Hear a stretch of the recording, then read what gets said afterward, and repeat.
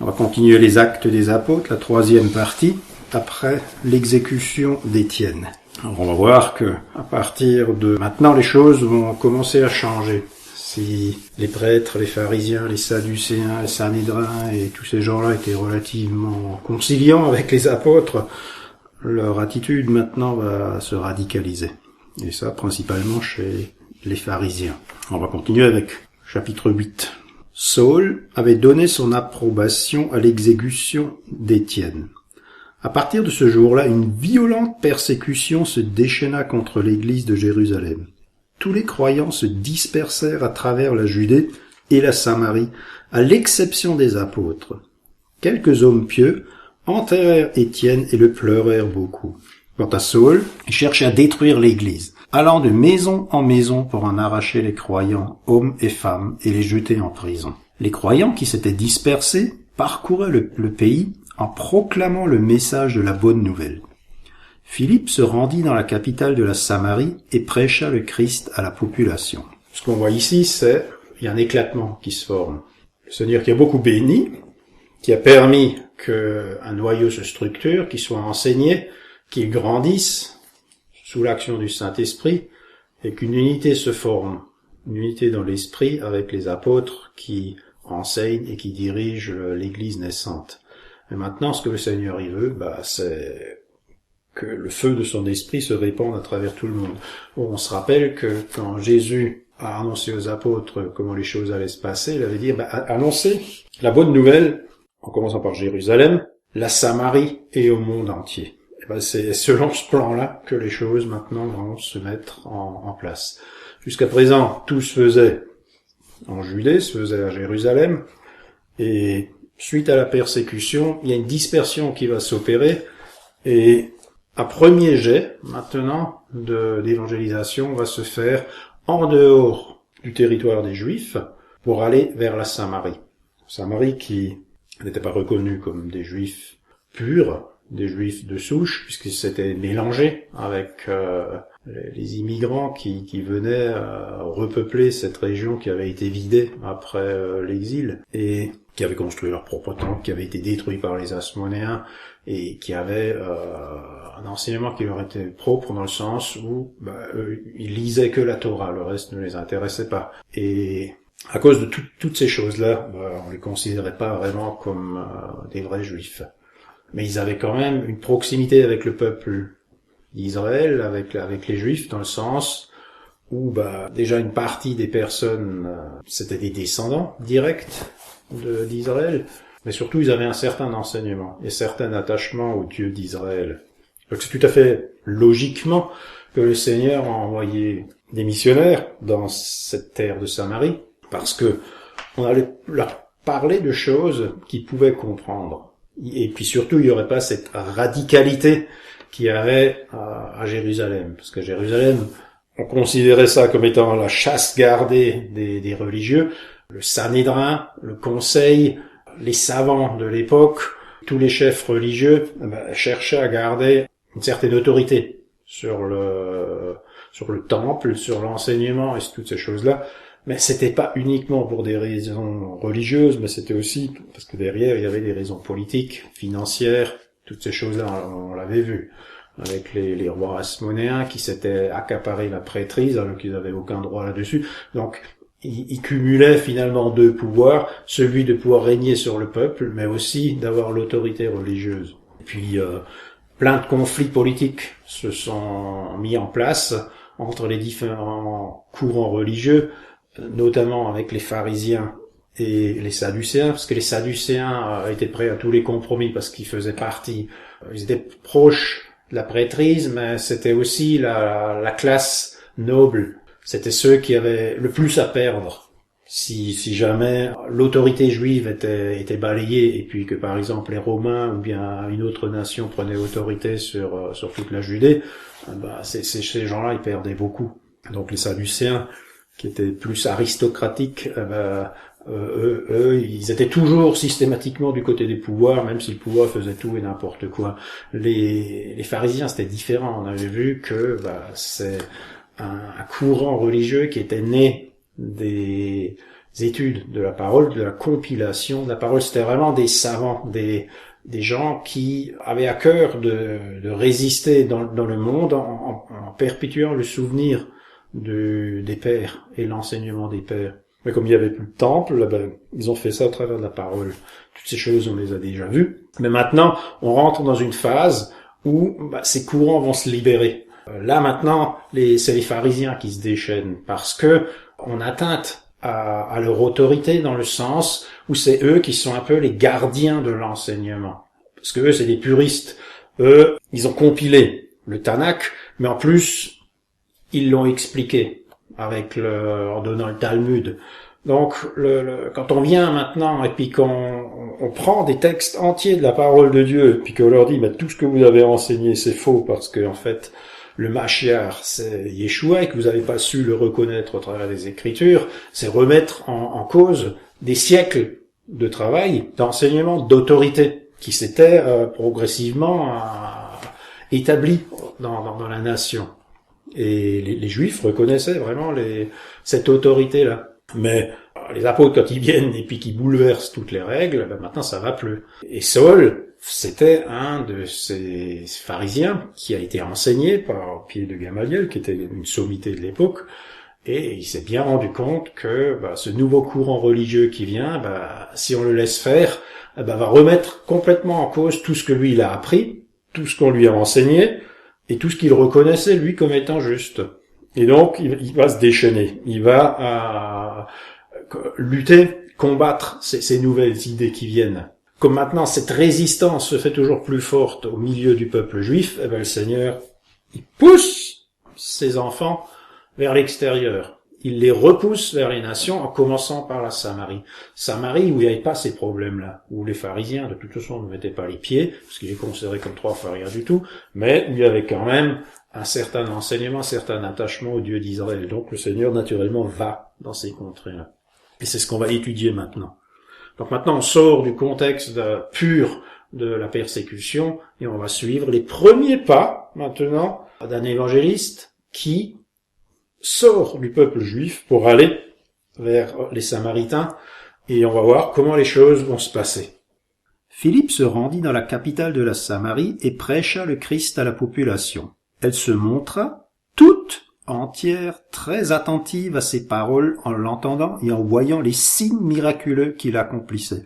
Donc là, il y a quand même une grosse différence par rapport à ce qui se passait à Jérusalem, c'est que toute la population est attentive. On sait que à Jérusalem, quand on voit le nombre de personnes qui se convertissent, on se dit c'est absolument fantastique.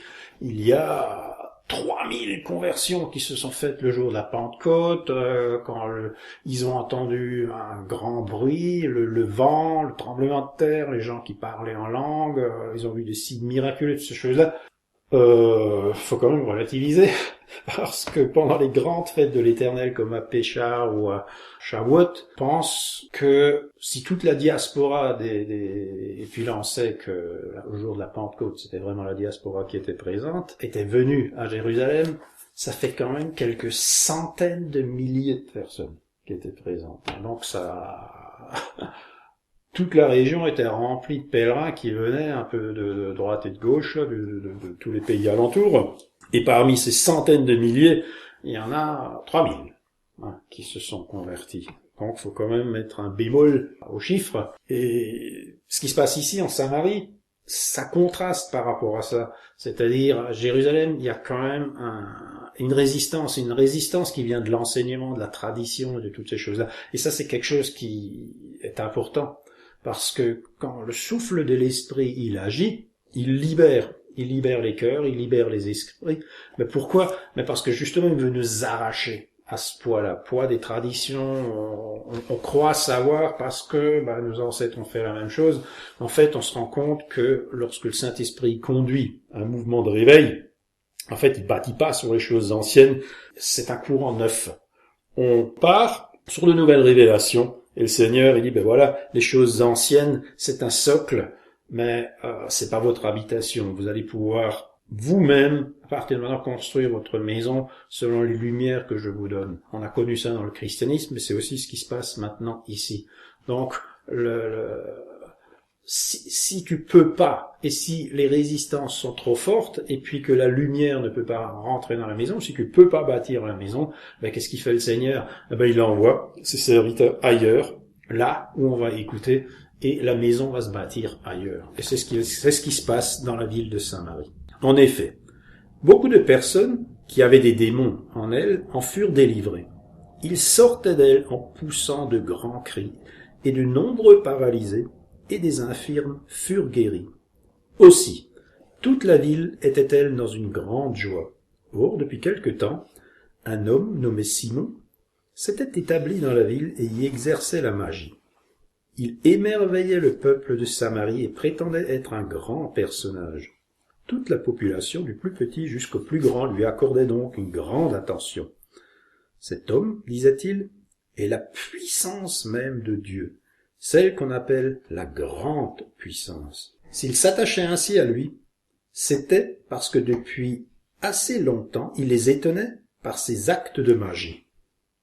Donc ça, on peut s'imaginer. Quand tu n'as pas l'esprit, quand tu n'as pas la puissance de Dieu, tu le remplaces par autre chose. Donc, chez les pharisiens, n'ayant pas le Saint-Esprit pour pouvoir interpréter les Écritures, qu'est-ce qu'ils ont fait? Ils l'ont remplacé par la science, par l'analyse humaine, par l'étude humaine, et chacun venait avec son interprétation, on en discutait, de la sorte, on en faisait une synthèse, et puis on disait, c'est comme ça qu'il faut comprendre le texte, c'est comme ça qu'il faut voir les choses.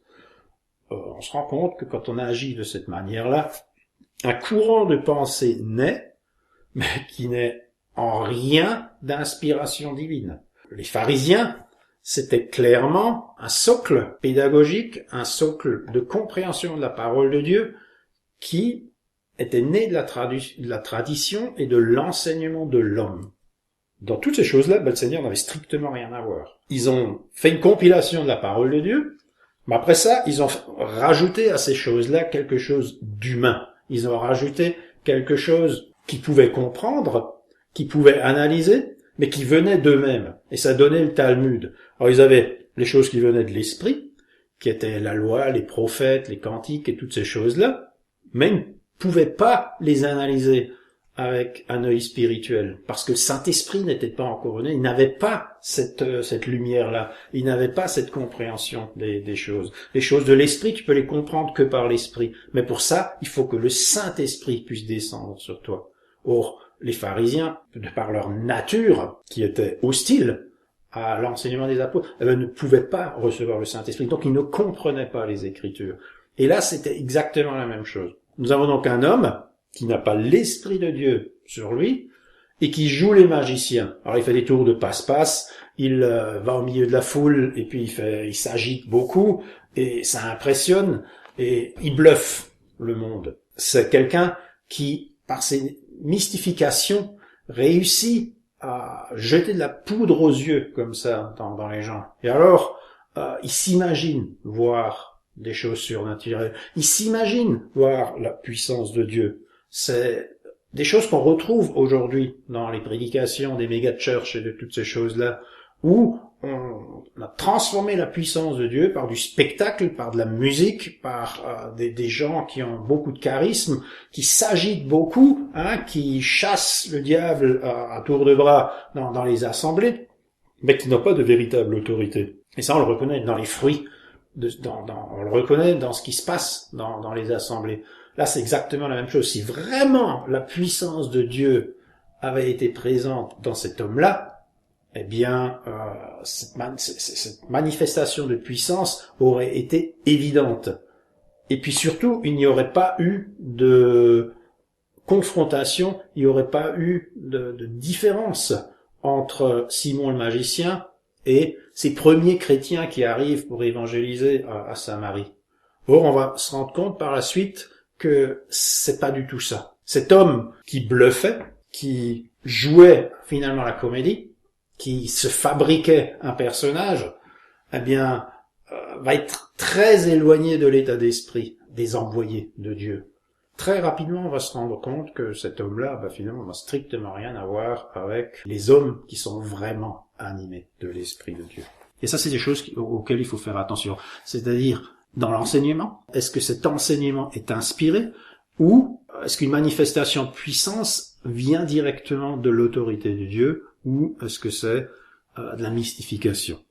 C'est des choses que finalement on apprend tout de suite dès le début avec les actes des apôtres. Le Seigneur, d'une certaine manière, nous rend attentifs à ces choses-là. Donc les Samaritains s'étaient attachés à ce magicien et le considéraient comme un grand personnage. Mais quand ils crurent Philippe, qui leur annonçait la bonne nouvelle du règne de Dieu et de Jésus-Christ, ils se firent baptiser, tant les hommes que les femmes. Simon lui-même crut et fut baptisé. Dès lors, il ne quittait plus Philippe, émerveillé par les signes miraculeux et les prodiges extraordinaires qui s'accomplissaient sous ses yeux. Quand les apôtres, restés à Jérusalem, apprirent que les Samaritains avaient accepté la parole de Dieu, ils déléguèrent auprès d'eux Pierre et Jean. Dès leur arrivée, ceux-ci prièrent pour les nouveaux disciples afin qu'ils reçoivent le Saint-Esprit. En effet, ils n'étaient pas encore descendus sur aucun d'eux. Ils avaient seulement été baptisés au nom du Seigneur Jésus. Pierre et Jean leur imposèrent donc les mains et ils reçurent le Saint-Esprit. Simon vit que le Saint-Esprit était donné aux croyants quand les apôtres leur imposaient les mains. Alors il leur proposa de l'argent et leur dit : « Donnez-moi aussi ce pouvoir, pour que ceux à qui j'imposerai les mains reçoivent le Saint-Esprit. » Mais Pierre lui répondit : « Que ton argent périsse, et toi avec lui, puisque tu t'es imaginé qu'on pouvait se procurer le don de Dieu avec de l'argent. Tu n'as ni part ni droit dans cette affaire, car ton cœur n'est pas droit devant Dieu. Détourne-toi donc du mal qui est en toi, et demande au Seigneur de te pardonner s'il est possible, d'avoir eu de telles intentions dans ton cœur. Car à ce que je vois, tu es rempli d'amertume et de méchanceté, et tu es captif du mal. » Alors Simon demanda à Pierre et Jean : « Priez vous-même le Seigneur pour moi, qu'il ne m'arrive rien de ce que vous avez dit. » Pierre et Jean continuèrent à rendre témoignage à Jésus-Christ en annonçant la parole du Seigneur. Puis, ils retournèrent à Jérusalem tout en annonçant la bonne nouvelle dans un grand nombre de villages samaritains. Donc là, vraiment, il y a aussi, encore une fois, une foule d'enseignements qui nous sont donnés à travers de cette histoire. Déjà, on se rend compte qu'il ne suffit pas de venir à quelque part annoncer la bonne nouvelle du royaume de Dieu. Il faut aussi que les gens qui reçoivent cette bonne nouvelle, reçoivent aussi le Saint-Esprit. Ça, c'est quelque chose qui doit marcher de pair. On reçoit l'évangile, on annonce l'évangile, on écoute l'évangile, et si on est convaincu de soi, on se baptise. On se baptise dans le nom de Jésus-Christ, mais après, il faut aussi que le Saint-Esprit descende sur la personne. Parce que si ça, c'est pas fait, en fait, on marche à côté de la plaque. On est un simili-chrétien. C'est-à-dire, on porte un nom que finalement on ne mérite pas. Pourquoi? Parce que justement, le mot Christos, qu'on prononcerait en hébreu, ils ont été mâchiés, c'est-à-dire ils ont été oints. Donc, cette nouvelle génération d'hommes qui marchent avec le Seigneur est oint par le Seigneur. L'huile sainte de l'Éternel coule sur eux. Le Saint-Esprit coule sur eux, les pénètre, les remplit, fait d'eux des véritables fils de Dieu. Ça, c'est quelque chose qui est essentiel. Or là, Simon le magicien voyait au moment où les apôtres priaient que les gens recevaient le Saint-Esprit. Donc il y avait une manifestation évidente du Saint-Esprit qui se faisait au travers des personnes. Elles devaient parler en langue, elles louaient le Seigneur, des choses dans ce genre-là. On voyait véritablement une transformation. On voyait que l'Esprit de l'Éternel descendait sur elles. C'est des gens qui pouvaient prophétiser, c'était des gens qui avaient des visions, des songes, qui faisaient des miracles, qui parlaient en langue, toutes les manifestations possibles de l'Esprit. C'était quelque chose qui était visible, c'était évident. Et lui, quand il a vu ça, il n'a pas compris. Il n'a pas compris le sens de ce qu'il voyait. Lui, il a raisonné en magicien. Il s'est dit, mais c'est extraordinaire. Non, mais c'est des choses absolument fabuleuses. Et il s'est dit, mais si j'avais ce pouvoir, lui, il s'imaginait que c'était un pouvoir, que c'était une autorité qu'on pouvait recevoir. Et une fois qu'on avait ça, on pouvait en disposer comme on avait envie. Et il se dit, avec ça, je pourrais vraiment faire des affaires, et puis gagner ma vie et vendre ces choses-là. Faire du business avec ce don-là.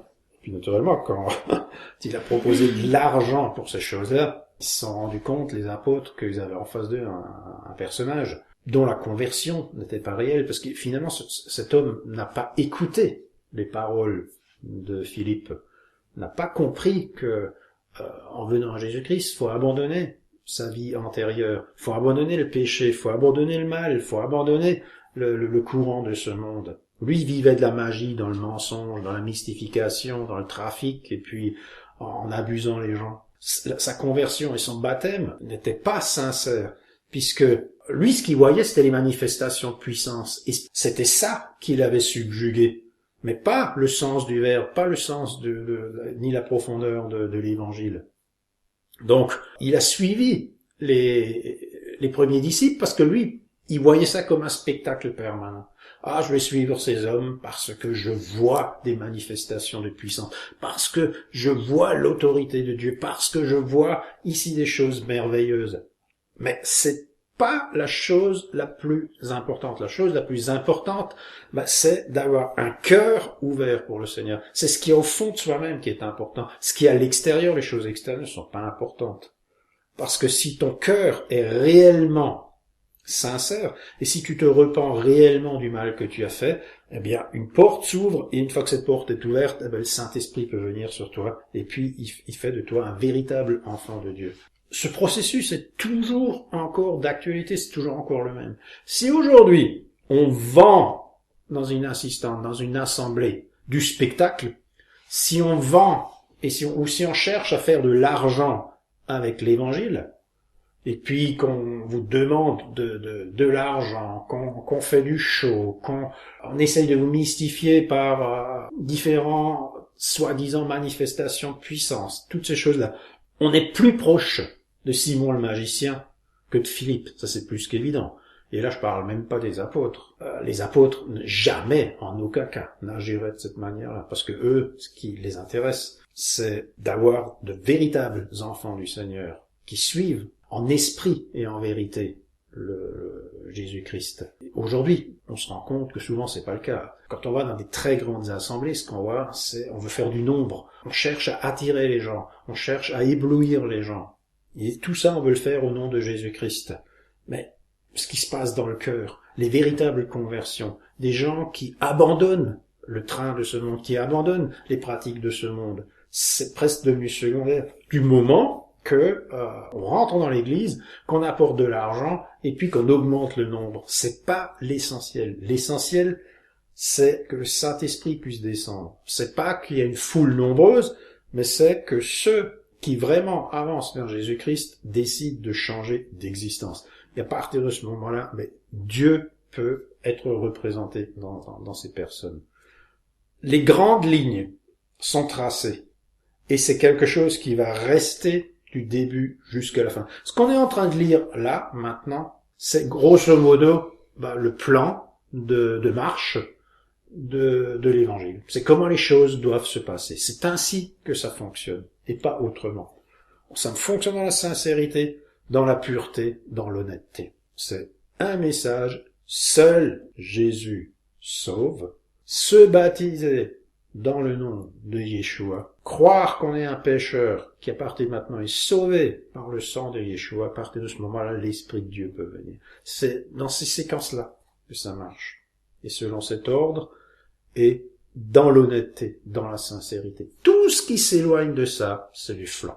Et ça n'a aucune valeur. L'Église va se bâtir sur cette réalité. C'est pas pour rien, dans les Actes des Apôtres, on parle de Simon le magicien, parce que c'est une dérive qui va très vite venir. Quand les hommes ne sont pas sincères, ils vont commencer à inventer des actions de l'Esprit Saint. Et ça va venir très vite dans l'Église. Et c'est pour ça que il faut être rigoureux, faut céder à rien, faut rester obstiné, et puis ferme sur la parole de Dieu. On va dire les choses sont comme ça, elles sont pas autrement. Et si vous voulez les faire autrement, allez voir ailleurs. Maintenant, on va passer à une étape suivante. Donc, on sait que le Seigneur, il a dit, annoncez ma parole à Jérusalem, puis en Samarie, puis dans le monde entier. Maintenant, on va passer au monde entier. Un ange du Seigneur s'adressa à Philippe et lui dit, lève-toi, pars en direction du sud, prend la route qui descend de Jérusalem à Gaza, celle qui est déserte. Il se leva immédiatement et se mit en route. Et voici qu'il rencontra un haut dignitaire éthiopien, administrateur des biens de Candace, reine d'Éthiopie. Cet homme était venu à Jérusalem pour adorer Dieu. Il était sur le chemin du retour, et assis dans son char, il lisait à haute voix un passage du prophète Ésaïe. L'Esprit dit à Philippe, « Avance jusqu'à ce char et marche à côté de lui. » Philippe courut et entendit l'Éthiopien lire dans le prophète Ésaïe. Alors il lui demanda, « Comprends-tu ce que tu lis ?»« Comment le pourrais-je » répondit-il, « si je n'ai personne pour me l'expliquer. » Et il invita Philippe à monter s'asseoir à côté de lui. Or, il était en train de lire ce passage de l'Écriture. Comme un mouton que l'on conduit à l'abattoir, comme un agneau muet, devant ceux qui le tondent, il n'a pas dit un mot. Il a été humilié et n'a pas obtenu justice. Qui racontera sa descendance? Car sa vie sur la terre a été supprimée. L'Éthiopien demanda à Philippe, « Explique-moi, s'il te plaît, de qui est-il question? Est-ce de lui-même que le prophète parle, ou de quelqu'un d'autre ?» Alors Philippe prit la parole, et partant de ce texte, lui annonça la bonne nouvelle de Jésus. En continuant leur route, ils arrivèrent près d'un point d'eau. Alors le dignitaire s'écria, « Voici de l'eau. Qu'est-ce qui empêche que je sois baptisé? Si tu crois de tout ton cœur, tu peux être baptisé. » « Oui, répondit le dignitaire, je crois que Jésus-Christ est le Fils de Dieu. » Aussitôt, il donna l'ordre d'arrêter le char. Philippe et le dignitaire descendirent tous deux dans l'eau, et Philippe le baptisa. Quand ils sortirent de l'eau, l'Esprit du Seigneur enleva Philippe et le dignitaire ne le vit plus. Celui-ci poursuivit sa route, le cœur rempli de joie. Philippe se retrouva à Ashdod, d'où il se rendit à Césarée en annonçant la bonne nouvelle dans toutes les localités qu'il traversait. Donc là, on se rend compte que volontairement, le Seigneur agit pour, cette fois-ci, s'ouvrir sur quelqu'un qui n'était pas juif.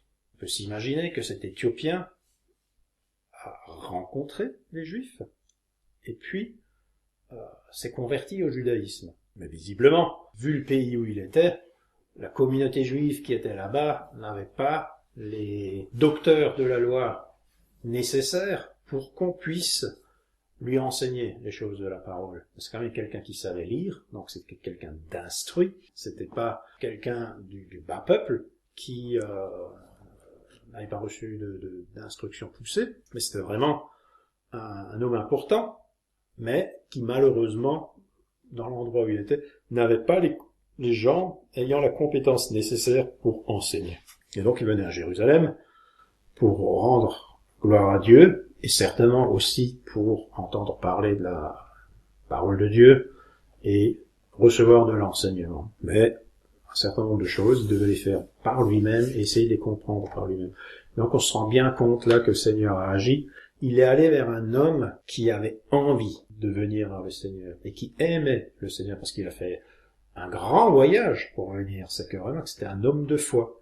Et donc cette rencontre n'est pas fortuite, mais cette fois-ci on est dans un autre cas de figure où c'est toujours encore une personne qui connaît le Seigneur qui finalement va se retrouver appelée par Jésus-Christ. On avait d'abord les gens qui étaient à Jérusalem, on avait les gens qui étaient à Samarie, et cette fois-ci, c'est quelqu'un qui n'a cette fois-ci plus du tout de sang juif en lui, qui n'est pas du tout un descendant des enfants d'Israël. Mais c'est quelqu'un qui a accepté d'embrasser le judaïsme et qui sincèrement croit au fond de son cœur que le Dieu d'Israël, c'est le vrai Dieu. Eh bien, à cet homme-là, des nations, le Seigneur envoie Philippe pour l'éclairer, pour lui dire, voilà, une chose nouvelle est en train d'arriver. Le Seigneur a envoyé son Mashiach, le Seigneur a envoyé le Messie en Israël.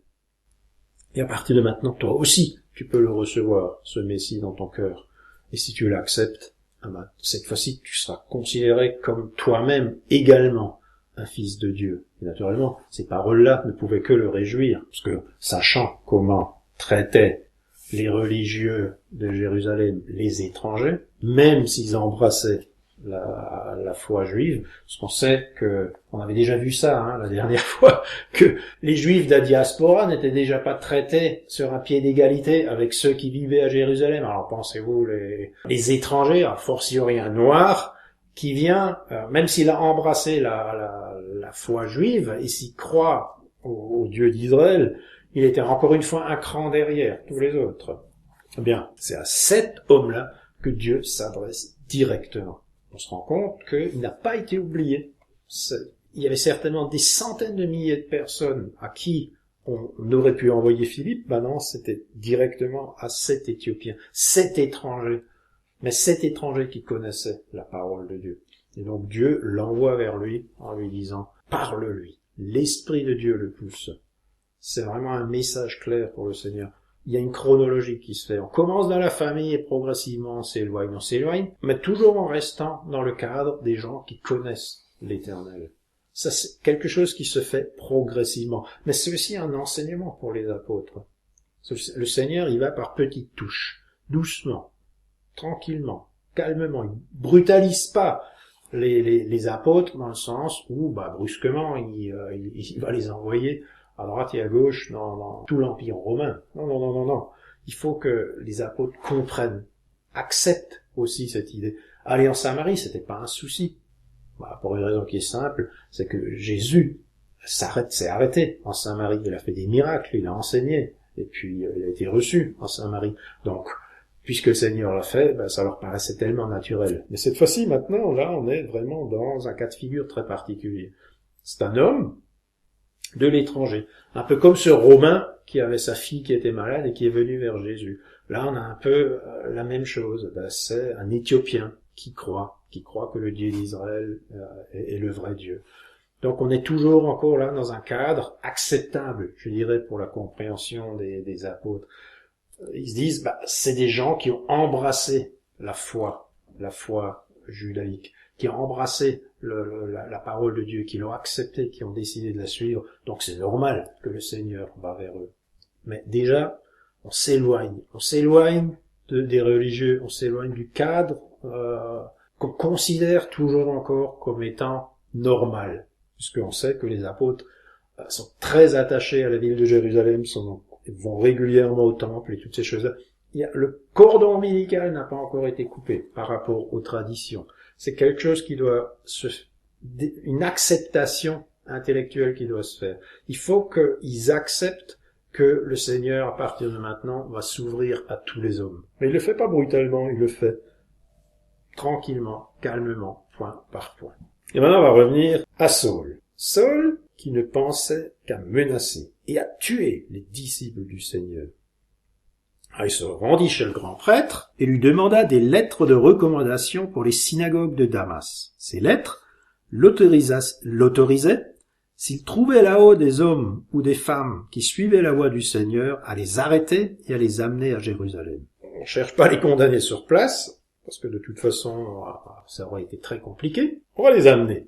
Et une fois qu'ils sont en terrain conquis, on va leur faire leur affaire. Parce que là, Jérusalem, maintenant, c'est vraiment devenu le centre de l'oppression, parce que visiblement, les autorités de tutelle, les autorités romaines, acceptaient que les pharisiens, que le clergé exécute des gens quand considéraient que ça pouvait amener du trouble dans le pays. Parce que faut quand même savoir que la Judée, ça a toujours été un problème pour toutes les nations. C'était déjà comme ça du temps des Séleucides, c'est devenu... Ils se sont révoltés, les Juifs, contre eux, ce qui avait donné la dynastie hasmonéenne.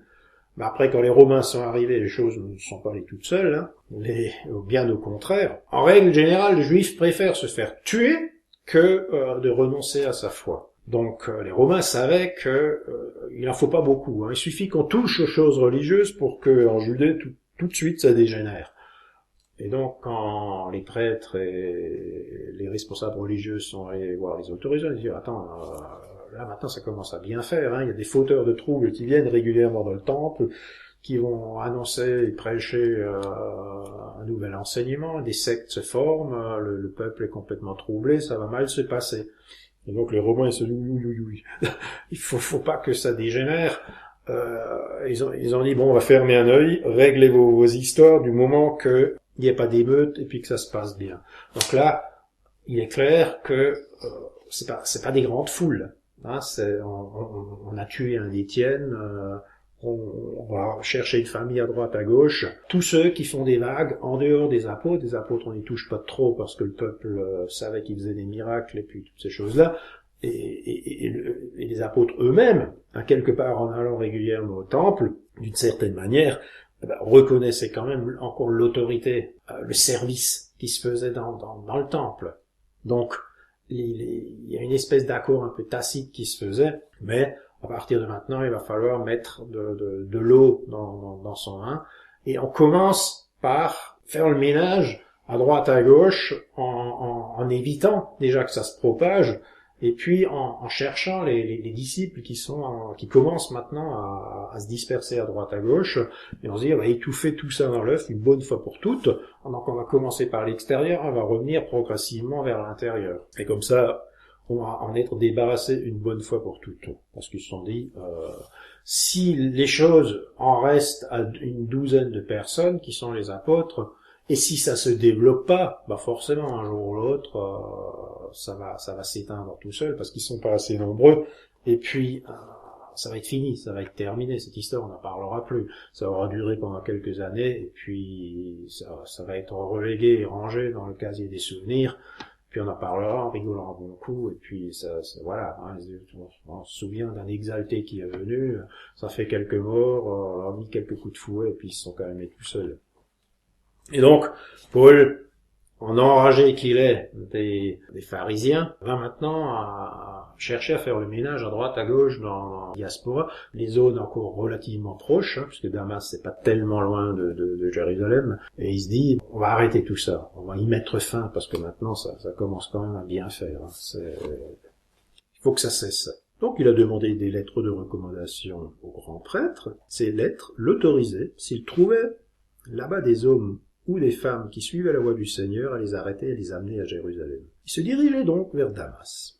Il approcha déjà de cette ville, quand soudain, il fut environné d'une lumière éclatante qui venait du ciel. Il tomba à terre et entendit une voix qui lui disait « Saul, Saul, pourquoi me persécutes-tu » « Mais qui es-tu, Seigneur » demanda-t-il. La voix reprit « Je suis, moi, Jésus, que tu persécutes. Mais relève-toi, entre dans la ville. Et là on te dira ce que tu dois faire. » Ses compagnons de voyage restèrent figés sur place, muets de stupeur. Ils entendaient bien la voix, mais ils ne voyaient rien, personne. Saul se releva de terre, mais il avait beau ouvrir les yeux, il ne voyait plus. Il fallut le prendre par la main pour le conduire à Damas. Il resta aveugle pendant 3 jours, et ne mangea ni ne but. Or, à Damas, vivait un disciple nommé Ananias. Le Seigneur lui apparut dans une vision et lui dit « Ananias. »« Oui, Seigneur, répondit-il. Lève-toi et va dans la rue que l'on appelle la rue droite. Et dans la maison de Judas, demande à voir un nommé Saul, originaire de Tars. Car il prie. Et dans une vision, il a vu un homme du nom d'Ananias entrer dans la maison et lui imposer les mains pour lui rendre la vue. « Mais Seigneur, répliqua Ananias, j'ai beaucoup entendu parler de cet homme. De plusieurs côtés, on m'a dit tout le mal qu'il a fait à ceux qui t'appartiennent à Jérusalem. De plus, il est venu ici, muni de pouvoirs qui lui ont été accordés par les chefs des prêtres, pour arrêter tous ceux qui te prient.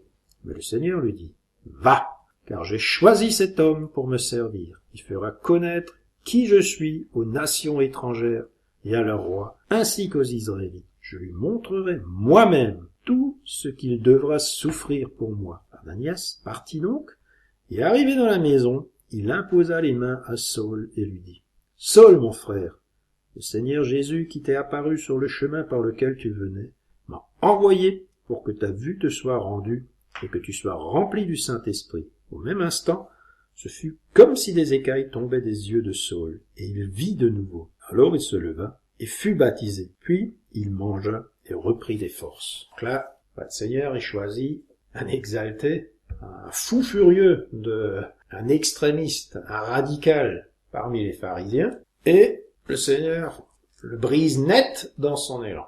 Alors on se dit, pourquoi Saul, quoi? Cet homme-là est pas Gamaliel, par exemple, hein, qui était la sommité du moment et puis qui, d'une certaine manière, n'était pas vraiment hostile à ce qui se passait à Jérusalem, avec beaucoup de sagesse, il avait dit, vous savez, hein, si ces choses-là viennent des hommes, un jour ou l'autre, ça va s'arrêter tout seul, puis on n'en entendra plus parler.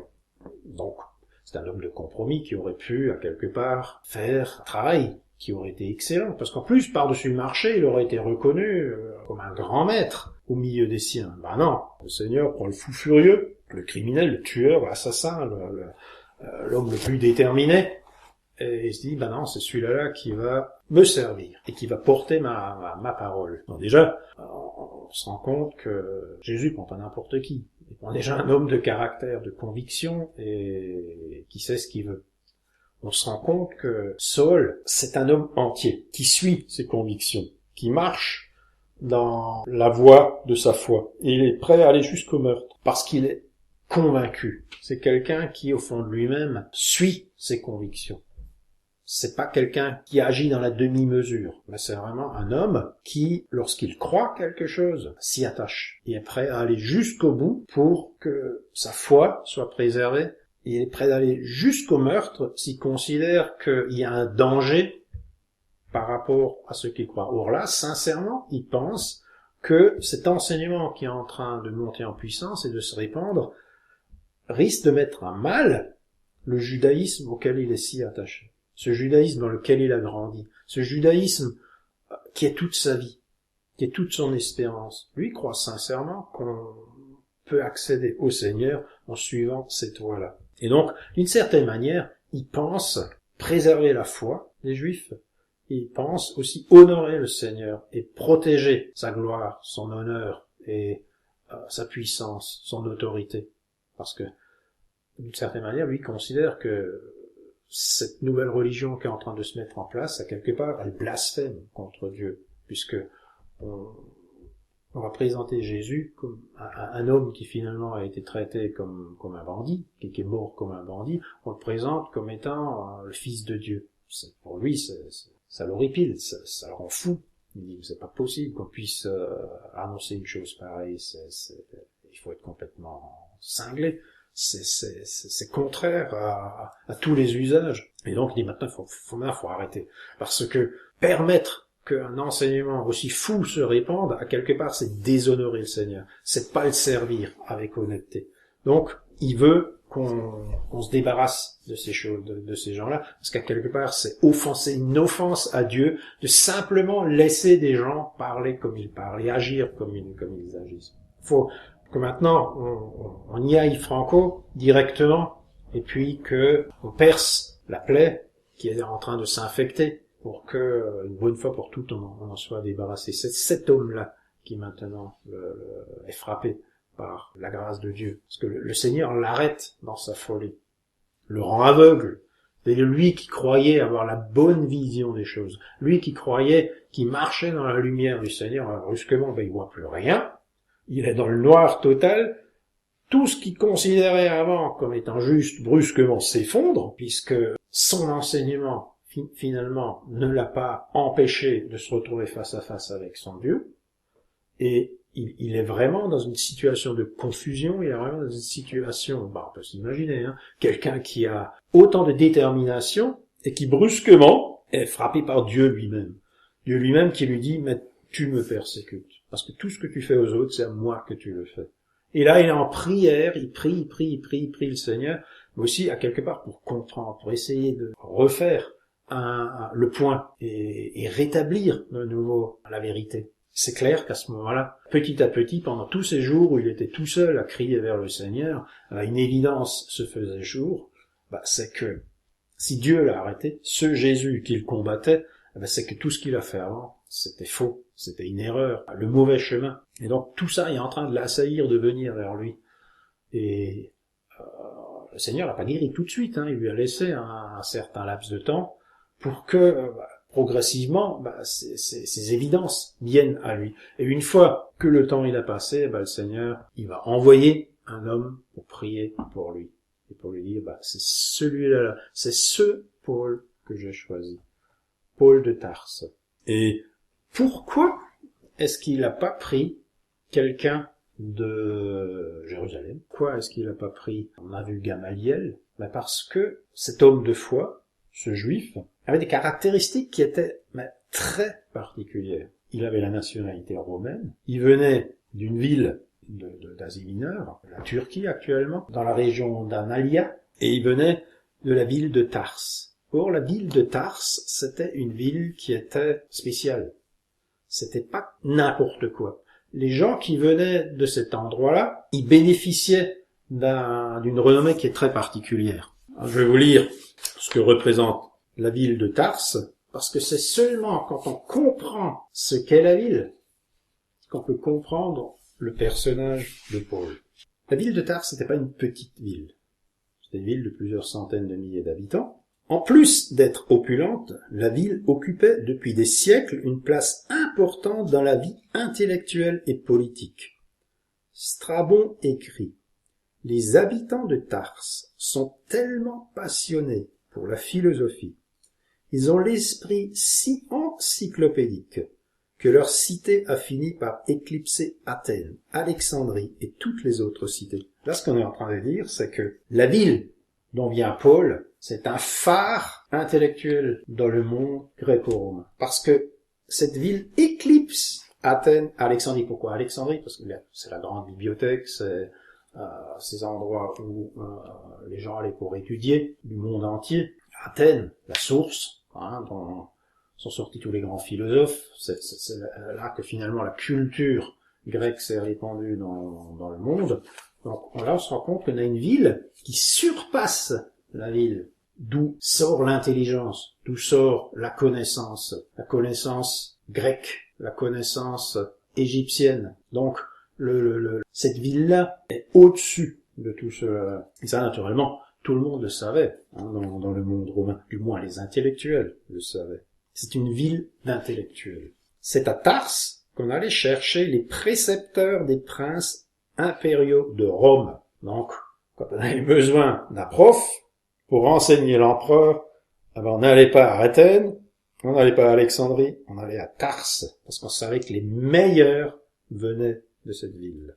À l'époque de Paul, un vénérable professeur vivait dans la ville, Athénodore, qui avait été le maître et l'ami de l'empereur Auguste. L'empereur devait lui rester fidèle jusqu'à sa mort. Le vieux pédagogue ne se gênait d'ailleurs pas pour dire la vérité à son impérial ami, en toute franchise et en maintes occasions. Athénodore passa les dernières années de sa vie à Tarse, et grâce à lui, l'empereur exempta la ville de taxation. À Tarse, les groupes ethniques, les religions, les langues diverses cohabitaient sans heurts. C'était un point de rencontre de deux grandes civilisations. La civilisation gréco-romaine à l'ouest et la civilisation sémitique à l'est, tout en étant ouverte à la nouveauté. Tarse était une ville austère, attachée aux traditions, une ville où régnait à la fois une grande décence et une morale sévère. Dans ce milieu païen, Paul a reçu une excellente préparation à sa mission d'apôtre des nations. Il n'admettra aucune différence entre juifs et gentils, grecs et barbares, hommes libres et esclaves, hommes et femmes.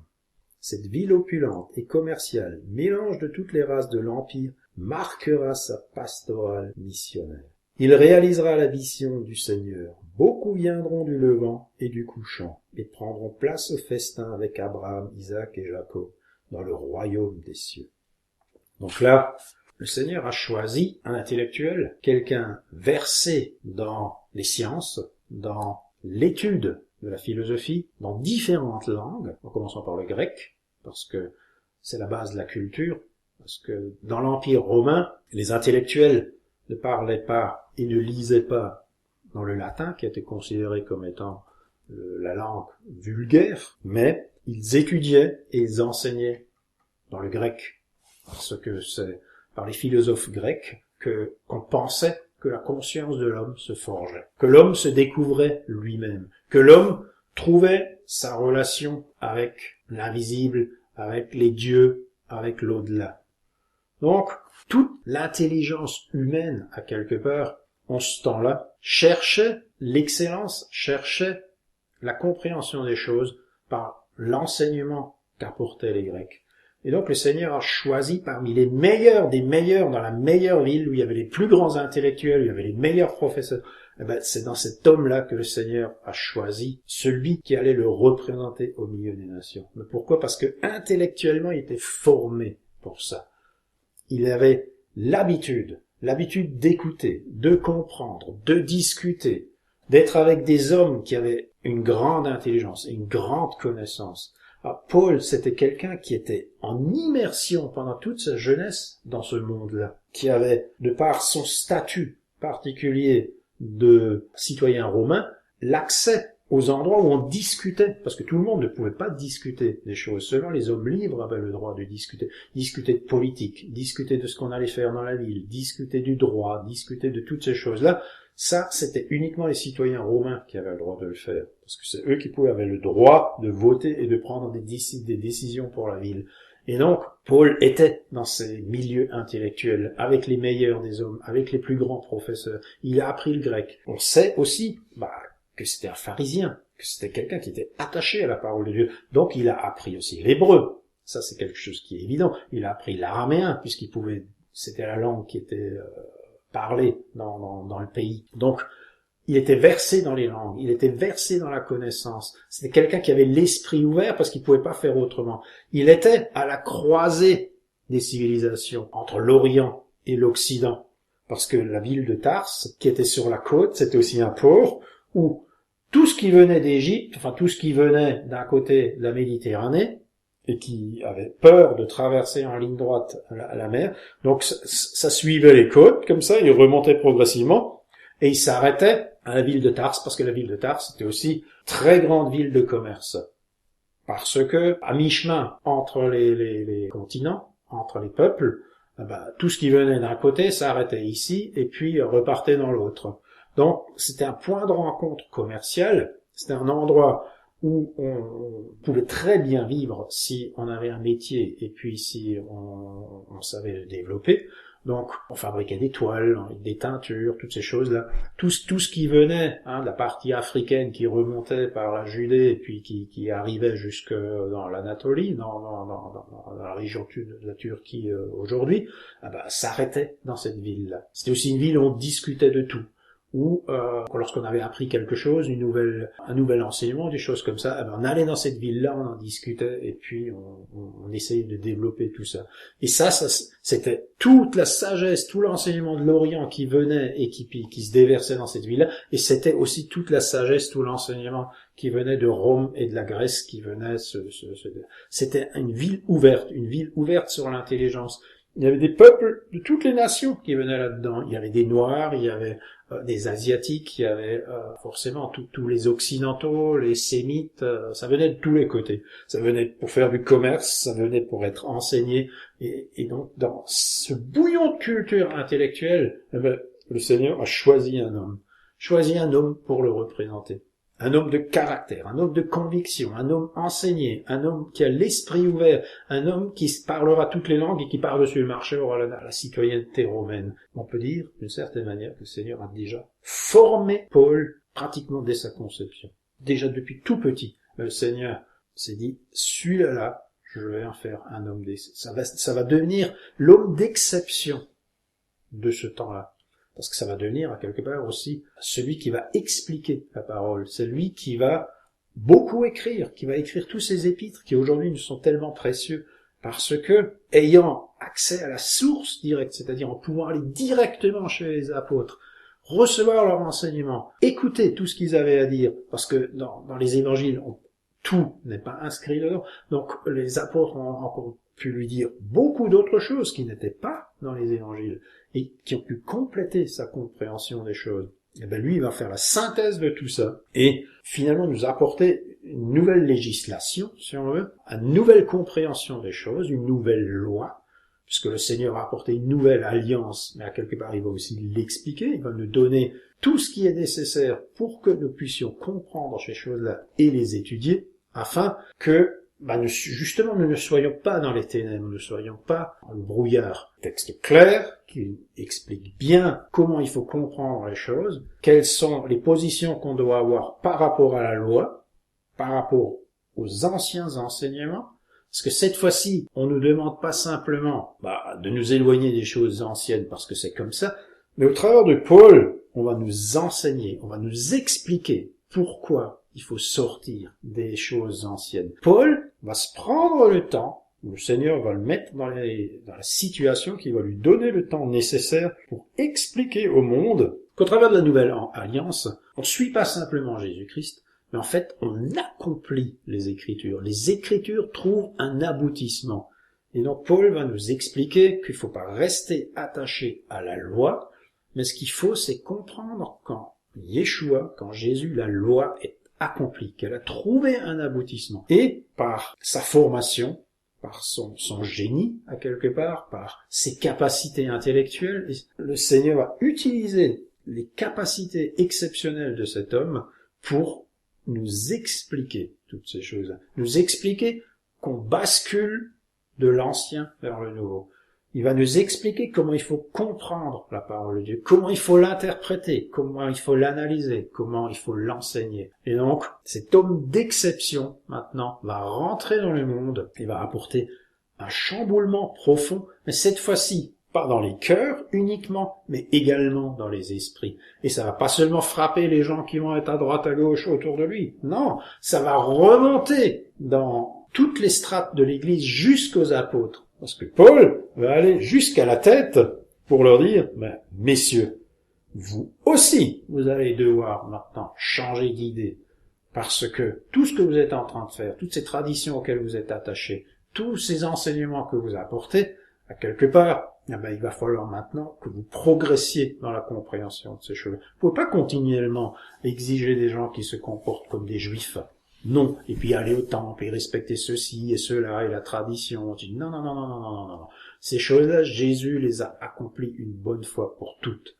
Maintenant, vous allez vous aussi devoir vous réformer. Vous aussi, vous allez devoir apprendre à modifier le schéma de vos pensées. Vous allez devoir grandir en connaissance de la vie. Vous allez devoir, à partir de maintenant, faire un effort pour briser les liens du passé et marcher désormais dans la lumière de Christ, la lumière d'un enseignement neuf. Le Seigneur ne construit pas sur les choses anciennes, il les utilise comme un socle, et à partir de là, il réutilise pas les briques et ceci et cela. C'est des fondations. Sur ces fondations, il va bâtir du neuf, il va construire quelque chose de nouveau. Son Église va se construire sur un enseignement neuf, nouveau, avec un éclairage nouveau. Paul, c'est ça. C'est l'homme de la lumière nouvelle dans l'enseignement. Et on va s'arrêter sur ça. Seigneur Jésus, je te demande de bénir chaque cœur afin que toutes ces choses-là pénètrent dans l'homme, afin qu'on se rend compte que encore aujourd'hui nous avons besoin de tout ça, que nous avons besoin de ces lumières, de comprendre ce que tu as fait au début, que tes premiers gestes, c'est des gestes qui sont essentiels parce qu'ils nous concernent aujourd'hui, à la fin. Dans les derniers jours, nous voulons retrouver ton message d'origine. Nous voulons retrouver ton action d'origine, afin que nous aussi, nous puissions reprendre le flambeau et marcher selon les premiers témoins de ta foi, comme les apôtres, comme Paul l'a fait. Donne-nous, Seigneur, cette énergie, cette lumière et ton onction pour y arriver. En ton nom, Yeshua.